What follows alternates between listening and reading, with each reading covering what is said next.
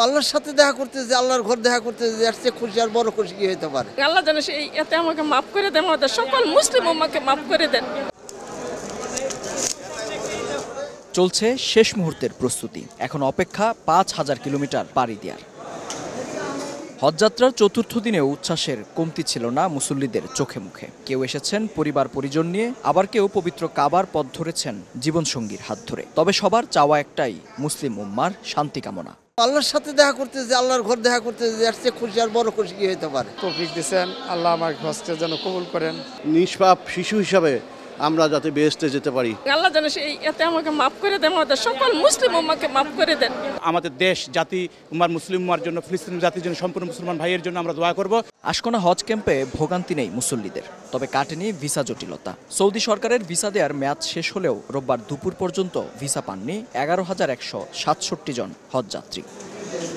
ধর্ম মন্ত্রণালয় ও হাবের তথ্য অনুযায়ী অন্যান্য বছরের তুলনায় এবার বেশ আগেভাগেই শুরু হয়েছে হজ কার্যক্রম। আবার নির্ধারিত সময়ের পরও ভিসা প্রদানের দুদফা মেয়াদও বাড়িয়েছে সৌদি সরকার। প্রশ্ন হচ্ছে, তারপরও কেন এত মুসল্লির ভিসা কার্যক্রম সম্পন্ন করা যায়নি?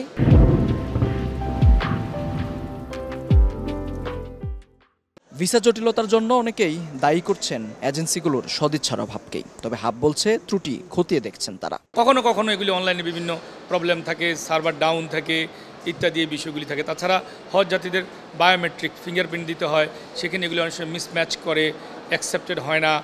এই ঝামেলাগুলি ওনাদেরকে আমরা জানিয়েছি।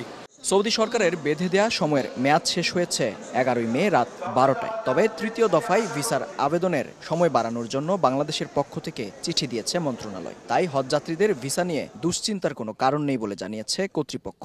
আমরা ইতিমধ্যে পত্র দিয়েছি সৌদি সরকারের কাছে। ইহজ পোর্টালে দেখতে পাচ্ছে যে এতগুলো বাকি আছে, সেই হিসেবেই সেইটা আমাদের পত্রের সেখানে উল্লেখ করা আছে, সংখ্যা উল্লেখ করা আছে। পবিত্র হজ পালনে এবছর ৮৩,৬০৯ জন নিবন্ধন করেছেন। আর ঢাকা থেকে এরই মধ্যে সৌদি পৌঁছেছেন প্রায় ১৩,০০০ হজযাত্রী। মেহেদী হাসান, সময় সংবাদ, ঢাকা।